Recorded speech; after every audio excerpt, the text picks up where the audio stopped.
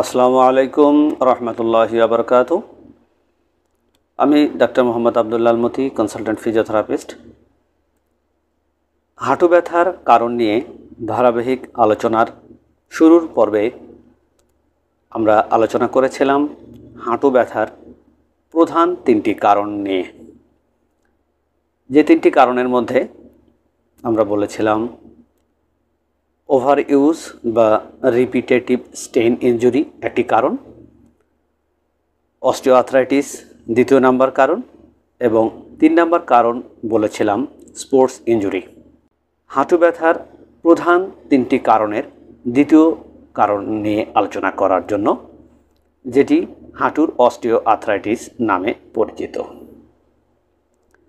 হাঁটুর অস্টিওআর্থ্রাইটিস একটি হাঁটুর ক্ষয়রোগ, যা নি জয়েন্ট বা হাঁটুর সন্ধিস্থলে যে দুটি লং বোন থাকে, ফিমার এবং টিবিয়া, এই দুটি বোনসের সংযোগস্থলে, বোনসের প্রান্তে, বোনসের মাথায় এক ধরনের কার্টিলেজ দিয়ে আবৃত থাকে, যেন দুটি বোনস পাশাপাশি একটি আরেকটির উপর দিয়ে স্মুথভাবে হাঁটুর বা নি জয়েন্টের সাধারণ যে মুভমেন্টগুলো আছে সেগুলো নির্বিঘ্নে করতে পারে। এই টিবিয়া এবং ফিমারের উপরের দিকে, নি জয়েন্টের সামনের দিকে একটি ছোট্ট বোনসের উপস্থিতি নিয়ে আমরা আগেও কথা বলেছিলাম, যেটি প্যাটেলা নামে পরিচিত। এবং এই প্যাটেলা, ফিমার, টিবিয়া, এই তিনটি বোনসের সমন্বিতভাবে আরেকটি ছোট্ট জয়েন্ট এখানে ফর্ম হয়। এখানে আরেকটি বোনস ফিবুলা, যেটি নি জয়েন্টের ডিরেক্টলি অংশ না হলেও ওখানে নি জয়েন্টের স্ট্রাকচারে তার উপস্থিতি অবশ্যই গণ্য, আর তাই নি জয়েন্ট শরীরের একটি কমপ্লেক্স জয়েন্ট হিসেবে বিবেচিত। এই নি জয়েন্টের ফিমার এবং টিবিয়া বোনসের যে কার্টিলেজ, এটি হাঁটুর জয়েন্টকে স্মুথলি পারফর্ম করার জন্য সহযোগিতা করে থাকে, আর এই জয়েন্টের গতিশীলতা নির্ভর করে সাইনোভিয়াল ফ্লুইডের উপরে। একজন মানুষের হাঁটুর সন্ধিস্থল যখন ওভার ওয়েটের কারণে, ইনজুরির কারণে বা কোনো হাঁটুতে অন্য কোনো ইনফেকশিয়াস ডিজিজ হওয়ার কারণে হাঁটুর জয়েন্ট সারফেসের এই কার্টিলেজ যখন ক্ষয়প্রাপ্ত হয়, তখন এখানে এক ধরনের ব্যথা শুরু হতে দেখা যায়। এখানে একটি ইনফ্লামেটরি কন্ডিশন ডেভেলপ করে এবং এই ক্ষয়প্রাপ্ত অংশে হাড়ের গুঁড়া জমা হতে দেখা যায়, যেটি অস্টিওফাইট নামে পরিচিত। আর এক্স-রে রিপোর্টে আপনারা যারা হাঁটুর ব্যথায় আক্রান্ত বা কোনো কারণে হাঁটুর এক্স-রে করার প্রয়োজন হয়েছে, তারা এই শব্দটির সাথে অনেক বেশি হয়তো পরিচিত। হাঁটুর জয়েন্টের এক্স-রেতে বেশিরভাগ ক্ষেত্রেই এই অস্টিওফাইট শব্দটি উল্লেখ করা হয়ে থাকে। এটি মূলত হাড়ের গুঁড়ো, যেখানে কার্টিলেজ ক্ষয়ে যায় সেখানে এটি জমা হতে শুরু করে এবং এই হাড়ের গুঁড়ো জমা হয়ে যাওয়ার কারণে হাঁটুর তার মসৃণতা হারিয়ে ফেলে। এই অবস্থাটিকে বলা হয় অস্টিওআর্থ্রাইটিস। আর এটি যদি শরীরের যে কোনো নি জয়েন্টে আক্রান্ত হয়ে যায়, তাহলে এটিকে অস্টিওআর্থ্রাইটিস অফ নি বা হাঁটুর ক্ষয় রোগ বলা হয়ে থাকে।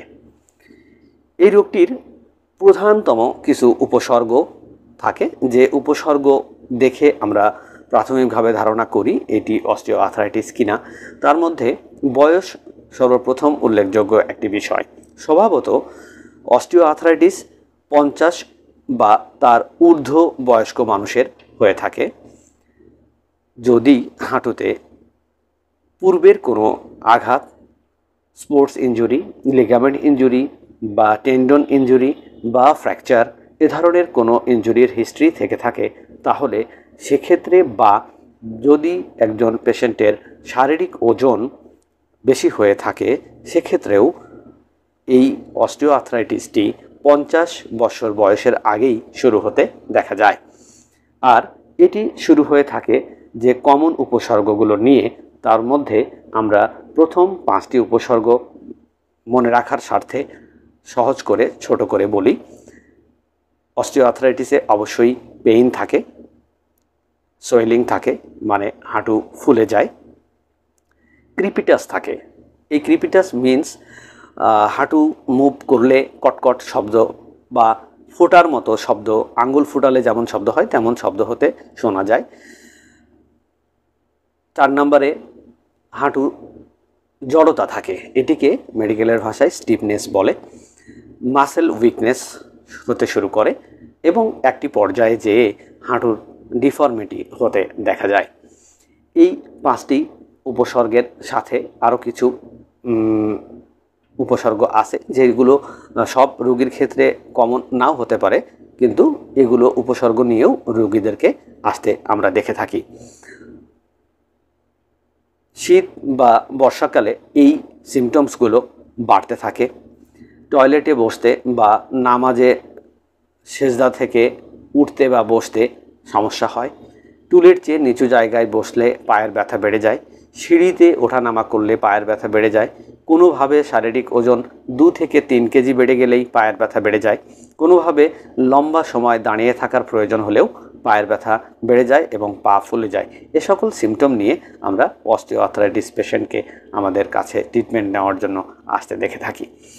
রোগ নির্ণয় করার ক্ষেত্রে এই সিমটমসগুলো ক্লিনিক্যাল কিছু টেস্ট এবং ডায়াগনস্টিক টুলস হিসাবে আমরা স্বভাবতই এক্স-রে এবং এমআরআই খুব কমনলি ইউজ করে থাকি। এবং অস্টিওআর্থ্রাইটিস রোগটি নির্ণয় হয়ে গেলে বা নির্ণয় করার সময় আমরা আরেকটি জিনিস দেখে থাকি, বলে থাকি, অনেক ক্ষেত্রে প্রেসক্রিপশনে এটি উল্লেখ করা হয়ে থাকে। অস্টিওআর্থ্রাইটিসের আবার 5টি স্টেজ আছে। এটিকে একটি নর্মাল হাঁটু, primary stage, secondary stage, tertiary stage এবং 4th নাম্বার স্টেজ হিসাবে উল্লেখ করা হয়ে থাকে। যদিও এই গ্রেডিং সিস্টেমটি পুরোটি নির্ভর করে রেডিওলজিক্যাল ইমেজিংয়ের উপরে। আমরা এক্স-রে দেখে বা অর্থোপেডিক স্পেশালিস্টগণ এই এক্স-রে দেখে এই অস্টিওআর্থ্রাইটিসের পরিমাণ বা কোন স্টেজে আছে এটি নির্ণয় করে থাকেন। যদি অস্টিওআর্থ্রাইটিস ডায়াগনোসিস হয়ে যায় তাহলে আমাদের প্রথমেই যেটি চিন্তার বিষয়, আমরা কি কাজ করব এবং কি করব না, কি কর্মের ফলে কি কাজ করার ফলে আমার এই অস্টিওআর্থ্রাইটিসের পেইন বা এই সিমটমগুলো বেড়ে যেতে পারে, সেই কাজগুলো আমরা বর্জন করব। এগুলোকে আমরা এখানে উল্লেখ করব বর্জনীয় হিসাবে। আর যে কাজগুলো করার মাধ্যমে আপনার হাঁটুর ব্যথা ফোলা এবং আপনার হাঁটু ব্যবহার করার ক্ষেত্রে সহযোগিতা হবে, সেই কাজগুলোকে আমরা এখানে বলবো করণীয়। হাঁটুর ব্যথার এই পর্যায়ে প্রথমেই হাঁটুর ব্যথার জন্য আপনার ফিজিওথেরাপিস্ট নির্ধারিত এক্সারসাইজগুলো আপনার করণীয় হিসাবে থাকবে। 2 নাম্বার করণীয় হবে লক্ষ্য রাখা কোনোভাবেই যেন শারীরিক ওজন বৃদ্ধি না পায় এবং পায়ের মাংসের শক্তি বৃদ্ধি করা, খেয়াল রাখতে হবে কোনোভাবেই যেন পায়ের মাংসের শক্তি কমে না যায়। পুষ্টিকর খাদ্য গ্রহণ করা, শারীরিক সক্ষমতা বজায় রাখা, যে সক্ষমতার মাধ্যমে অল্প দূরত্বের হাঁটা, চেয়ারের মতো জায়গায় একা কোনো সাপোর্ট ছাড়া বসা এবং ওঠা, সিঁড়ি 2-1 তলার সিঁড়ি উঠতে পারা, টয়লেটে বসতে পারা, এই যে সক্ষমতা, এই সক্ষমতা অব্যবহারের ফলে অনেক সময় হারিয়ে যায়। এটি যেন না হারিয়ে যায় সেদিকে সজাগ দৃষ্টি রাখা, বিশেষজ্ঞের পরামর্শ নেওয়া, এই 5টি আমরা করণীয় হিসাবে পালন করব। বর্জনীয় হিসাবে আমরা বলবো অধিক সিঁড়ি ওঠা, অধিক সময় দাঁড়িয়ে থাকা, অধিক সময় হাঁটা বর্জন করা, হাঁটু মুড়ে বসা বর্জন করা, শরীরের ওজন বৃদ্ধি যেন না হয় সেদিকে অবশ্যই লক্ষ্য রাখা, অলস জীবনযাপন করা থেকে বিরত থাকা। যেমন আমরা হাঁটুর ব্যথার কারণে হাঁটতে চাই না, আমরা শরীরের ওজনের কারণে বাড়ি থেকে বের হতে চাই না, বের হলে ব্যথা বেড়ে যায়, এই সকল কথা বলে আমরা হাঁটা বন্ধ করে দেই, নামাজে চেয়ারে বসে নামাজ পড়ি, নিচু টয়লেট ব্যবহার করা বন্ধ করে দিই। এই কাজগুলো প্রাথমিক পর্যায়ে যদি আমরা বন্ধ করে দিই তাহলে আমাদের স্টেজ 5 অস্টিওআর্থ্রাইটিস আস্তে আস্তে আমরা একদম বেড রিডেন হয়ে যাব এ ধরনের পরিস্থিতির কারণে।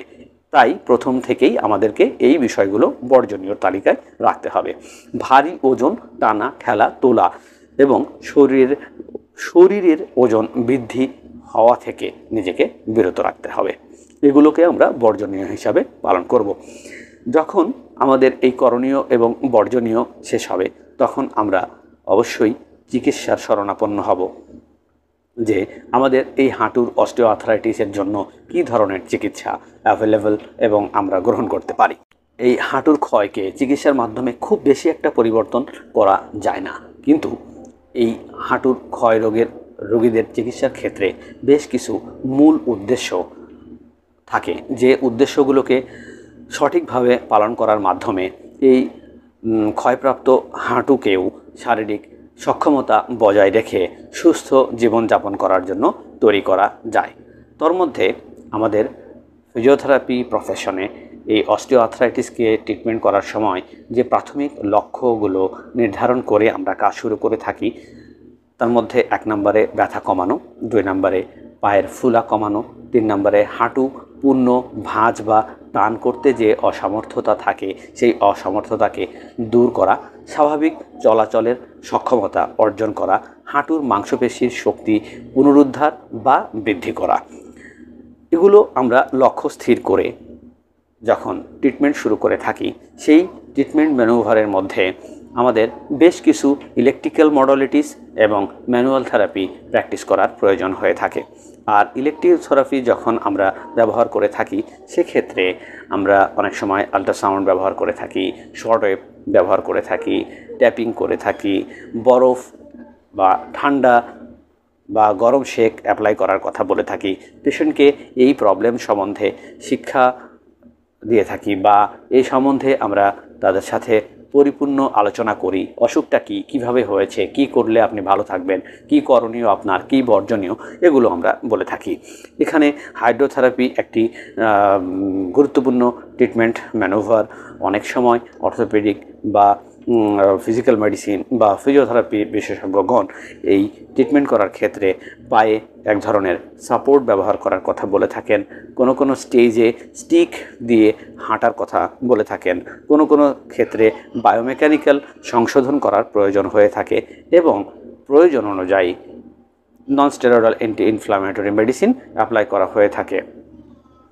তবু আমাদের এই বিশদ আলোচনার পরেও আমি ফিজিওথেরাপি ট্রিটমেন্টের ক্ষেত্রে যে মূল এক্সারসাইজগুলো বেস করে আমরা রিহ্যাবিলিটেশন প্রোগ্রাম হাতে নিয়ে থাকি তার প্রাথমিক 5টি এক্সারসাইজ আমি আজকের এই ম্যানুভারে যোগ করে দিচ্ছি, যেগুলো আপনারা নিরাপদ এক্সারসাইজ হিসেবে নিজেদের বাড়িতে প্র্যাকটিস করার মাধ্যমে হাঁটুর প্রাথমিক পর্যায়ের ব্যথাকে নিয়ন্ত্রণ করতে পারবেন। এই এক্সারসাইজগুলো প্র্যাকটিস করার সাথে সাথে সবার জন্য আন্তরিকভাবে অনুরোধ করে বলছি, অবশ্যই কনসালটেন্ট ফিজিওথেরাপিস্ট বা বিশেষজ্ঞ অর্থোপেডিক ডক্টরের শরণাপন্ন হয়ে তাদের নির্দেশনা অনুযায়ী চিকিৎসা পদ্ধতি গ্রহণ করবেন এবং সামনের দিকে রিহ্যাবিলিটেশন প্রোগ্রামকে আগিয়ে নিয়ে যাবেন। অস্টিওআর্থ্রাইটিস অফ নি বা ক্ষয়রোগ, হাঁটুর ক্ষয়রোগের এক্সারসাইজ হিসাবে আমি যে 5টি এক্সারসাইজের কথা বলেছিলাম সেটির প্রথমটি করার জন্য আমাদের একটি রোল প্রয়োজন হবে। আমরা কোলবালিশ ব্যবহার করেও এটি করতে পারি। দেখুন, ডান পাকে আমরা অ্যাফেক্টেড লিম্ব হিসাবে গণ্য করে ডান থাইয়ের নিচে আমরা রোলটি প্লেস করেছি।